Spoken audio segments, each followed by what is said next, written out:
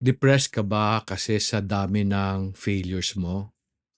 In Lesson 7 of the Overcoming Depression series, gusto ko sana pakita sa iyo na dapat ang failure natin nakakatulong para sa pag-improve ng buhay natin.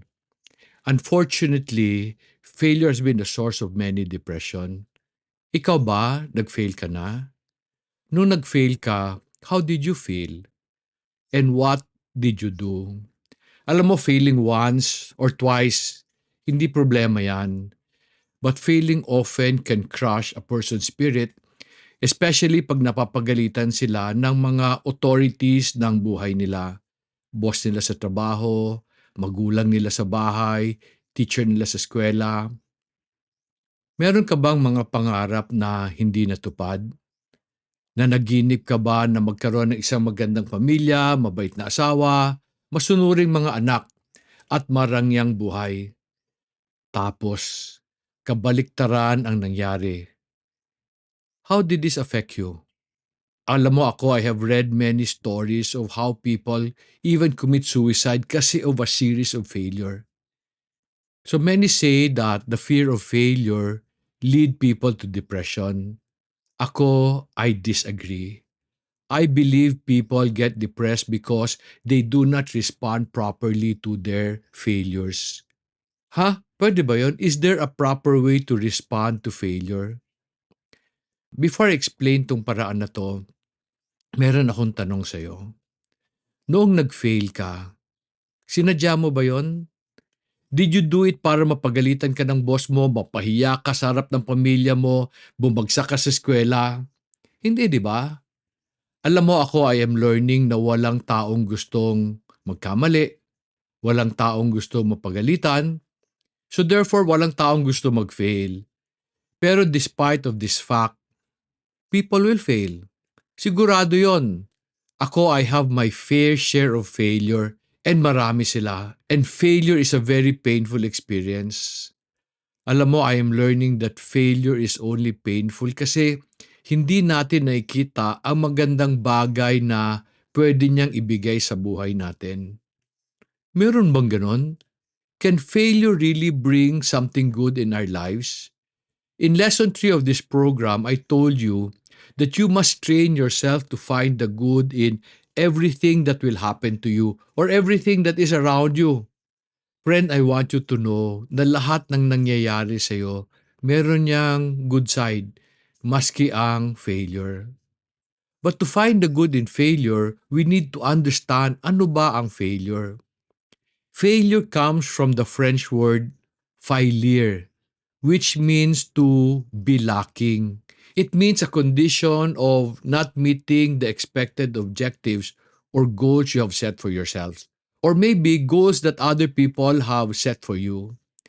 While failure is often seen as negative, it could also provide valuable lessons and opportunities. If you are wise, you will use failure to your advantage, and that is the essence of this lesson. Do you know that the Bible contains many stories of failure? We need to learn from these stories para maintindihan natin why I said failure can be good for us. One of the person who failed in a big way was Peter. Remember how he denied the Lord on the night before he was to die? I believe Peter committed one of the greatest blunder in the Bible because he did it against the Lord. While Judas betrayed Jesus, Peter denied Jesus 3 times. So therefore, hindi yun aksidente, sadya. The sad part is, he never got to apologize because Jesus died the following day. Friends, put yourself in Peter's shoes. How would you feel after denying Jesus? I'm sure you would feel bad. However, I am sure you would also want to apologize, but then the council of the Pharisees decided to kill him the following day. So you never got the chance to say sorry. Kung ako si Peter, madidepress ako. Especially noong namatay si Jesus. Ako naniniwala that the reason why Peter was not on the mount where Jesus was crucified kasi nahihiya siya. So ang pumunta lang doon, the Apostle John, with Mary, the mother of Jesus. But how was Peter able to recover or cope with his depression? How did he use his situation for the good of many people? I found the answer in something Jesus told Peter before he denied him. We see this in Luke chapter 22, verses 31 and 32. Sabi ni Jesus kay Peter, Simon, Simon, behold, Satan has demanded permission to sift you like wheat, but I have prayed for you, that your faith may not fail, and you, when you have turned again, strengthen your brothers. Jesus told Peter that when he had turned, he should use what he learned to strengthen his brothers. What does it mean to turn? To turn in the Greek language is epistrophe. It means to look away, to change one's belief, to convert, and to repent. It implies learning from one's mistake so one can improve as a person and help others who may be struggling with the same problem. The Bible tells us that there are three things we must do when we repent. The first is confess or admit our mistakes. Second, accept the consequences of our actions. And then number three, change our ways. Admitting you are wrong is key to turning things around because no one will change if he does not first agree na may mali siyang ginawa. Alam mo, in problem solving, I discovered that there are two steps in solving a problem. First, acknowledge that it is a problem. Kasi kung hindi siya problema, hindi mo siya ayusin. Ganun din when we fail. Importante that we first admit na nagkamali tayo so that we can decide to change our ways or correct what we have done wrong. Para sa akin, failure is a feedback mechanism that tells us kung ano tama, ano mali, ano ang pwede, ano ang hindi. And this is the reason why failure is not necessarily bad. Kasi failure just reveals how well we know what we know. You're an engineer, nag-aral ka sa eskwela, so excited ka pagpasok mo sa trabaho. Feeling mo, alam mo na ang engineering. Nung may binigay sa'yo na assignment, nag-fail ka. Bakit? Kasi yung theory, hindi mo pa alam paano gamitin. So nag-fail ka, so your problem is just showing you, hindi mo pa talaga alam mabuti yung pag-apply ng theory. Ulitin ko ha, failure reveals how well you know what you know. Let me give you an example.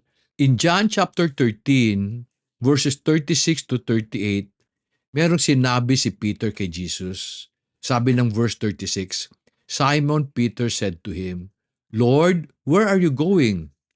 Jesus answered, Where I go you cannot follow me now, but you will follow later. Peter said to him, Lord, why can I not follow you right now? I will lay down my life for you. Before Jesus said that Peter will deny him 3 times, sabi ni Peter, magpapakamatay ako para sa iyo. Yet when he was tested, he failed. Instead of dying for Jesus or dying with Jesus, he denied Jesus 3 times. His situation exposed kung papanindigan ba niya yung sinabi niya. One of my favorite book today is a small book by James Allen entitled As a Man Thinketh. And one of my favorite quotes in that book says, Circumstance does not make a man. It reveals him to himself. Friends, life will put us in circumstances that will show us who we are and what we know. Then life will give us a chance to grow in our conviction and an opportunity to become a better person. Do you know that failure is an important part of life? Ako, I have learned in my business that there can be no success without failure. Ang dami-dami ko na hong pagkakamali. Failures that made our business struggles, failure that made me lose money. However, today, I believe I'm a better businessman only because of those failures. Alam nyo ba na si Thomas Edison, who invented the light bulb, he failed 999 times. On the 1000 experiment, he made the light bulb. Imagine what kind of world we will have today if he stopped on the 998 time. Di ba? This world will be very dark. And then, do you know that the great men in the past and even today are not defined by the right things they did, but by the many failures they overcame? Jeff Bezos, the founder of Amazon, once said in an interview that they have created many new businesses from the mistakes they made. They saw opportunities after they learned from their failure. Friends, failing is a natural part of life. It is not important that you do not fail. What is important is that you learn whenever you fail. Alam mo, para sa akin, Peter remains one of the greatest apostles ever. While Paul is great because of the many epistles he wrote, kasi he was well educated, para sa akin, Peter is great because of how he learned from his many mistakes. In the proper time, Peter used what he learned to strengthen his brothers as Jesus instructed him. When Jesus finally met with Peter after he resurrected, Peter approached the Lord with humility. While he was hesitant in the beginning, his love for Jesus drove him to run to his Savior. When they were meeting in the shore that morning, Jesus asked Peter to shepherd his flock, affirming that Peter had indeed turned from his failure and that Jesus had forgiven him for denying him. I want you to take note of what I said. Peter approached Jesus in humility. Alam mo, I am learning that humility is the key to turning or repenting from our mistakes. Humility allows us to learn from our failures. Kanina I said that failure does not lead a person to depression, but the feeling of being a failure will. When does this happen? The reason why people get depressed is because they want to do what they are doing over and over again, expecting a different result, expecting other people to accept what they have done, maski mali, maski kulang. Sabi ni Albert Einstein, insanity is doing something again and again, expecting a different result. When you insist on your ways and people continue to reject you, talagang madidepress ka.